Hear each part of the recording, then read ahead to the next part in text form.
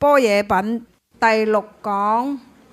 好啦，45頁最後尾嗰行喎。善知識，何名般若？般若者，唐言智慧也。一切處所，一切時中，念念不渝，常行智慧，即是般若行。一念愚，即般若絕；一念智，即般若生。世人愚迷，不見般若，口說般若，心中常愚。常自言我修般若，念念說空，不識真空。般若無形相，智慧心即是。若作如是解，即名般若智。好，呢度係講到尊者要解釋呢個叫摩訶般若波羅蜜多俾我哋聽嘛。咁之前啊解釋咗摩訶啦，係咪啊？摩訶我哋都搞咗好耐係嘛。咁而家要解般若咯。般若咧喺唐朝嘅時候，佢翻譯叫咩啊？智慧。呢個智慧咧係點樣嘅咧？一切處所，一切時中，念念不渝，常行智慧。呢個就係般若行啦。咁即係話，無論我哋去到邊，一切嘅地方，行住坐臥，坐飛機又好，坐火車又好，行路又好，一切時中即係冇限咩嘅時候嘅。念念不渝，不渝嘅意思即係話個心唔好迷啊。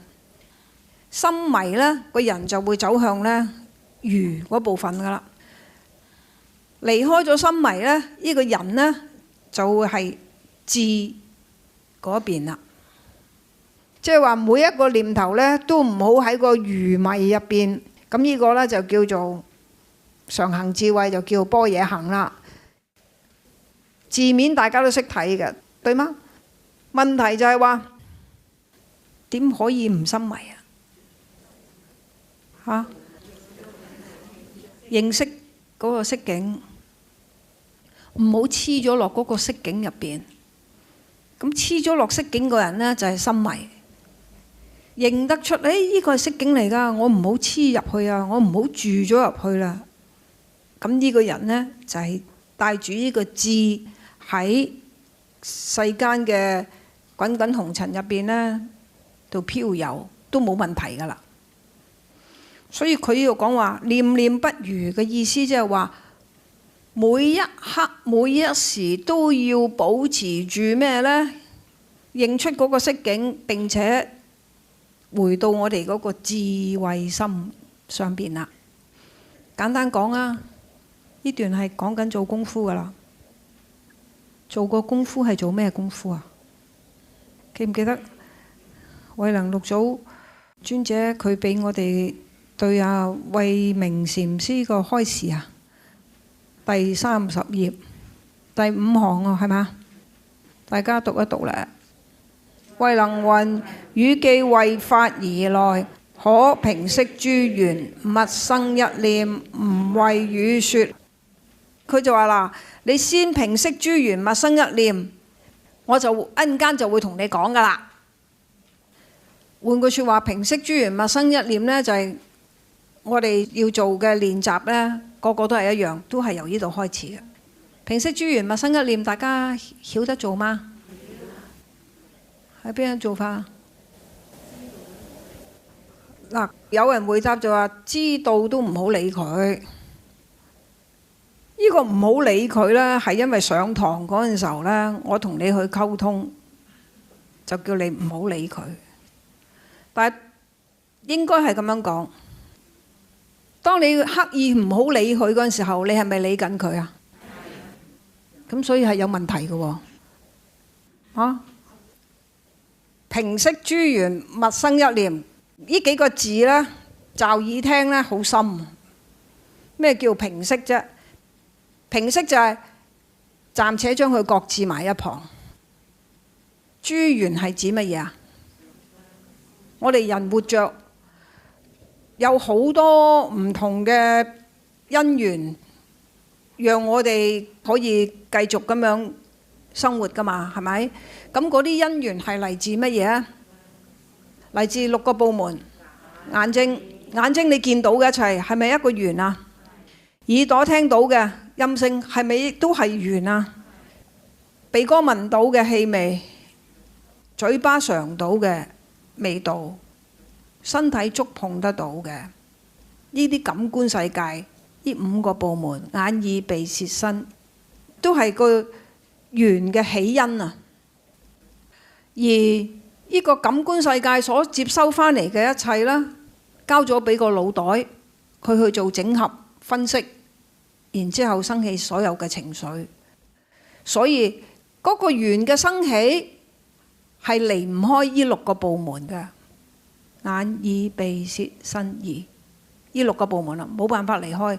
咁而家佢講話平息諸緣，平息係咩意思啊？暫時擺低一邊先啦。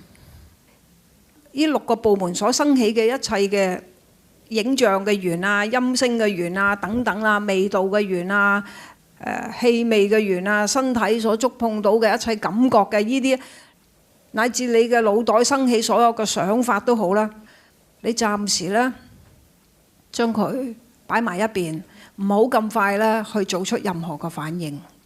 呢個就叫平息諸緣啦，係嘛？勿生一念，勿生一念係咩意思啊？勿生一念呢一句説話咧，係拉住前邊平息諸緣呢句説話㗎，唔係2句分別嘅説話嚟㗎。平息諸緣，勿生一念，呢個勿生一念係指話嗱，你咧就將眼耳鼻舌身意呢6個部門咧，暫且咧放埋一邊。咁你唔係死人嚟噶嘛，係嘛？所以呢6個部門咧，一定會喺度運作噶，對唔對啊？就算你話我合上眼睛，你耳朵你都可以聽到馬路出邊嘅啲車按喇叭嗰個聲響噶嘛。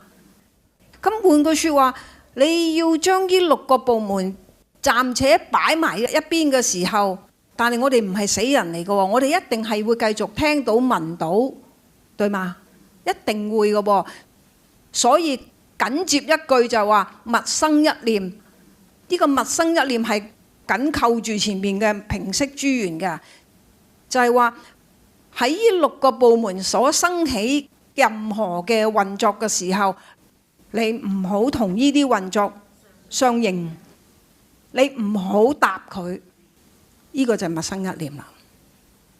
俾人鬧嘅時候係咪聲音啊？呢個緣就係咪音聲啊？咁你就平息呢個音聲一陣間。勿生一念就係你馬上嗰個心啊，唔好同自己講嘢。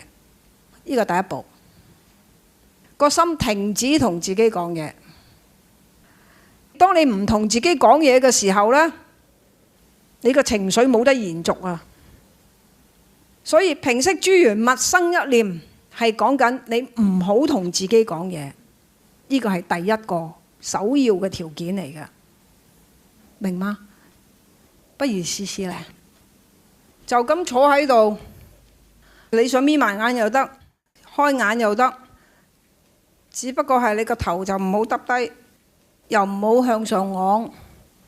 眼睛望向你嘅前方，咁你就咁好自然嘅就咁放鬆，平息諸緣，勿生一念，試試咯嚇。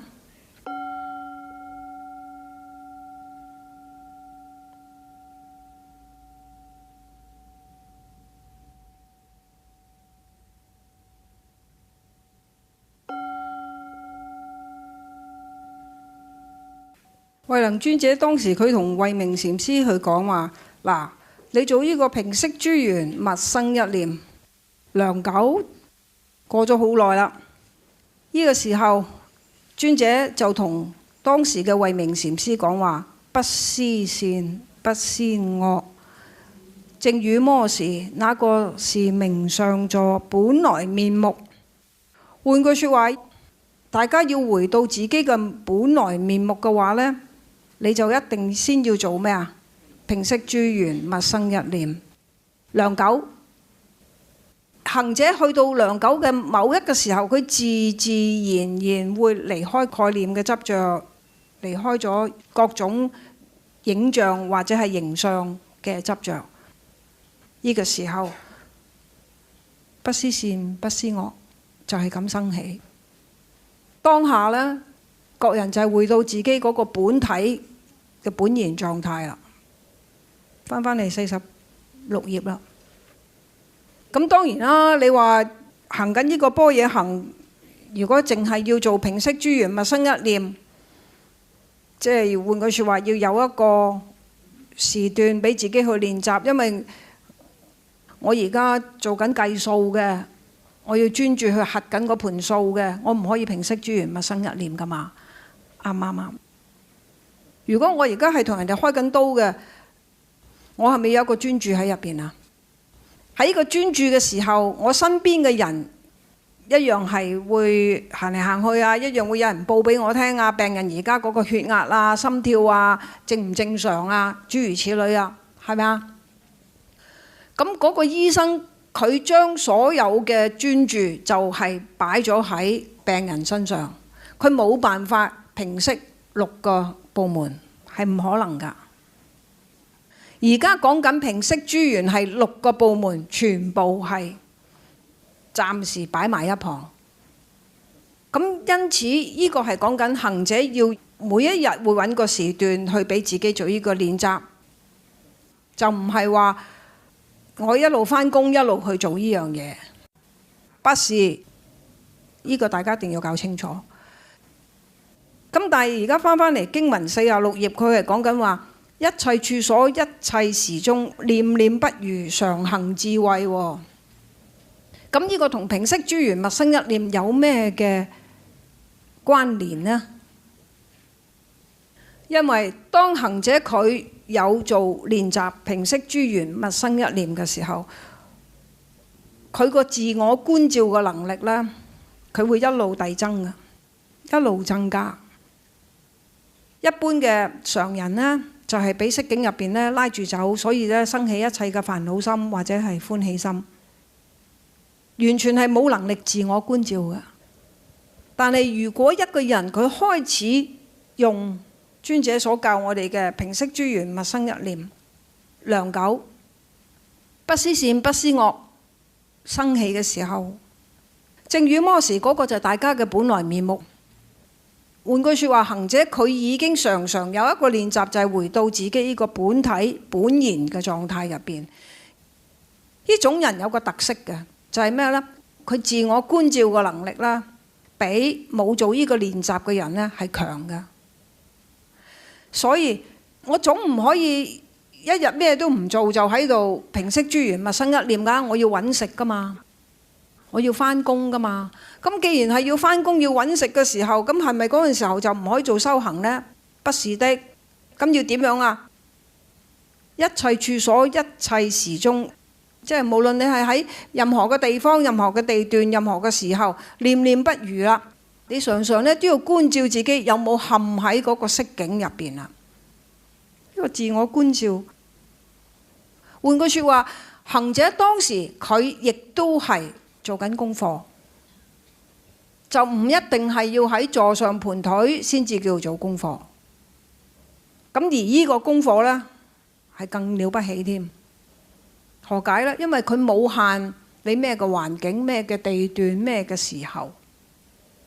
當一個人佢知道色境入邊發生咩事，而佢能夠如如不動，呢個就真修行。咁呢個就係叫做常行智慧啦。老公返嚟同你講話，喂，我有咗第三者啦嚇，但係我又冇諗住結婚，你想搬你就搬啦嚇，如果唔想搬繼續喺度，我都冇意見㗎。但係從此我就唔俾家用㗎啦。咁你聽到你要做咗你嘅處理啦，就唔好住咗落去。分別智一起，嗰個係智，係般若智，一起係個分別智。分別智一用過，你知你講咗點樣處理就走㗎啦，唔好再住，再住落去嗰個就變咗咩啊？分別識，就變咗色境啊。所以呢，你只要諗到一個處理嘅方法，就走㗎啦。走嘅意思即係唔係自己唔理嘅走啊，意思即係話你嘅情緒唔好喺入邊搞動啊！呢個就係一切處所、一切時中，念念不如，常行智慧，就係般若行啊！你哋明嘛而家？哇，好難，鬼唔知好難咩？唔係咩叫修行啊？因為當我哋住咗入色境嘅時候，我哋一定輪迴啊！因為你住咗入色境入邊，好嘅決定，我哋會為自己收咗好嘅福報；唔好嘅，我哋會為我哋自己種下咗唔好嘅果報。無論係好嘅福報或者係惡嘅業報，係咪都喺個輪迴入邊埋單找數啊？對嗎？所以呢個般若智係俾咩人聽嘅呢？俾一啲佢預備好咩呢？我唔要再輪迴，我要成佛個人聽㗎。但係熱忱於呢個輪迴嘅人呢，咁佢繼續喺嗰度輪迴啦，係冇問題㗎。頭先你哋都會話哇，好難喎咁樣。因此平息諸緣勿生一念，係培養剛才咪講過嘅自我觀照嘅能力。唔怕嗰個心喐啊，最怕你唔知道佢喐咗嚇。最緊要你能夠自我觀照，一照到自己話，我住咗喺個色境入邊啦，我黏住咗個色境入邊啦。人只有一個情形之下，情緒先至會受波動嘅，就係你住咗喺個境入邊啦。你只要唔住咗入邊，你用你嘅分別智要做處理嘅，你就做處理。唔係唔好理佢，呢個唔好理佢係負面嘅情緒嚟嘅。我哋就會話因緣和合係咁，咁咪係咁咯，係嘛？我問下你哋各位啊，喺我哋生命入邊有好多係因緣和合發生咗，但係我哋係唔願意咁樣去接受嘅，或者話我哋唔收貨嘅。我哋回心諗諗，有冇啲事情？當然啦，你望下你身邊隔離嗰個都得，係嘛？我係唔收貨㗎，係嘛？但係冇計啦，係事已至此啦。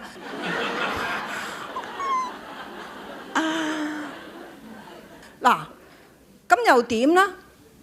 原來喺呢個叫做因緣和合而生嘅世間嘅所有一切嘅嘢，亦都可以係因緣和合而滅。喺呢個生與滅之間有一個贈品，嗰個就係話乜嘢都會發生嘅，嗰個叫無常，係咪啊？盡咗力就係咁樣啦。如果行者仲要喺我哋生活入邊，你會覺得委屈啊，你會覺得我係妥協緊啊？點解我生命入邊咁多嘢都係我去妥協嘅？點解生命入邊咁多嘢都要我要就人嘅？點解都係我去付出嘅？嗱，呢個人就肯定係冇福報啦。點解啊？佢冇自我觀照嘅能力啊。但係自我觀照嘅能力係可以訓練出嚟嘅。透過咩方法啊？平息諸緣勿生一念，量久啊！要量久啊，知唔知道啊？每日攞少少個時間，你話每日5分鐘，一日做30劑，嗰度都好多分鐘噶咯，啱唔啱啊？就算你每日做1分鐘，一日做30劑，你都有半個鐘頭噶咯。呢半個鐘頭你唔好睇少要半個鐘頭，因為佢係遞增緊我哋自我觀照嘅能力。所以慧能尊者佢話一念愚，般若就冇噶啦。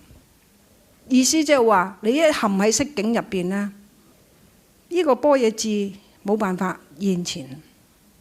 但係一念智，般若生。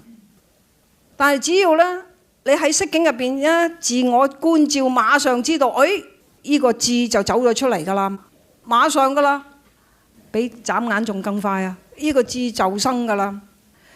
世人愚迷不見般若，但係世人呢，一路都係陷喺呢個叫色境入邊，佢唔知啊，所以佢永遠都冇辦法呢由呢個愚迷入邊呢，回到自己嘅般若，口說般若，心中常如，常自然我修般若，念念說空，不識真空。如果一個人把口佢就話嗱，我呢而家係聽緊呢個般若嘅，我亦都係用般若咧作為咧呢個修行嘅重點嘅。佢係有呢個想法，或者佢個口係咁講，但係呢，佢個心入邊呢，一路都係陷喺色境嘅。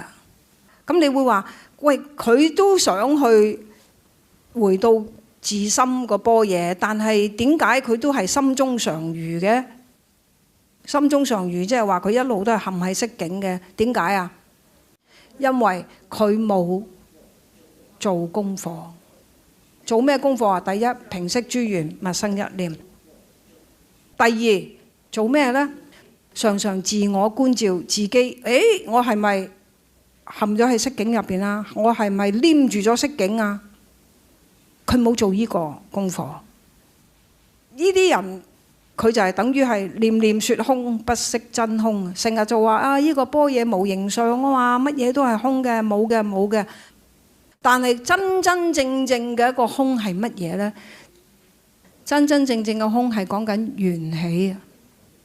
世間所有一切嘅嘢本來無一物噶嘛，但係喺呢個心能生萬法。